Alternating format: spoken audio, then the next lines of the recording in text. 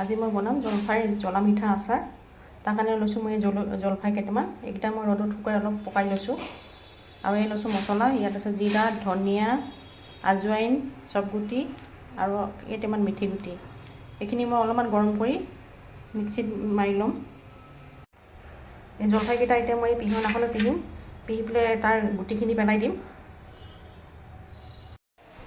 সেয়া মই জলফাইকেইটা ৰুকনি টুকি ল'লোঁ আৰু এইফালে মছলাখিনিও গুড়ি কৰি ল'লোঁ। এতিয়া মই বনাম। মই এইফালে এখন কেৰাহীখন গৰম হ'ব দিলোঁ, তাত মিঠাতেল দিলোঁ, দি পেলাই এই ৰুকি লোৱা জলফাইখিনি মই ঢালি দিলোঁ।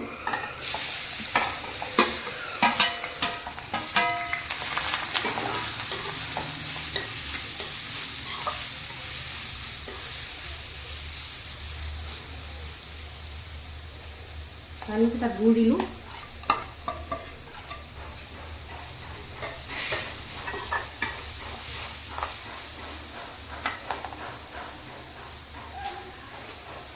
লগতে অলপমান চেনিও দি দিছোঁ।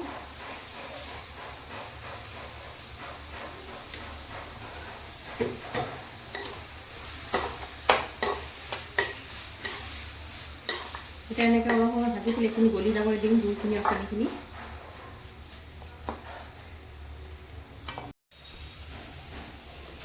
এয়া গুড়খিনি আৰু চেনিখিনি প্ৰায় গলি গৈছে।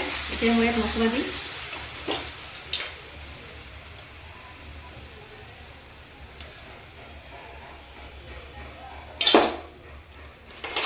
কাশ্মীৰী মিৰ্চ,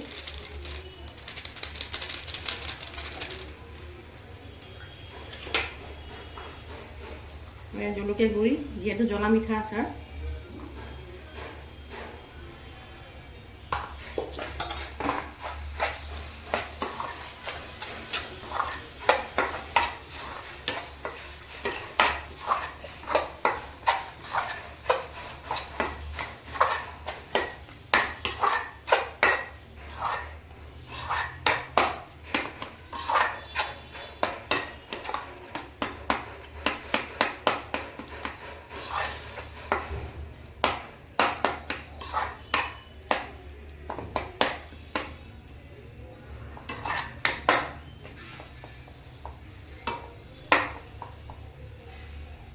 সেইখিনি হৈ গ'ল মোৰ।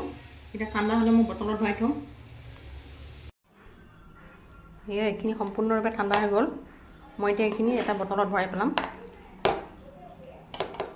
এইটো বটল।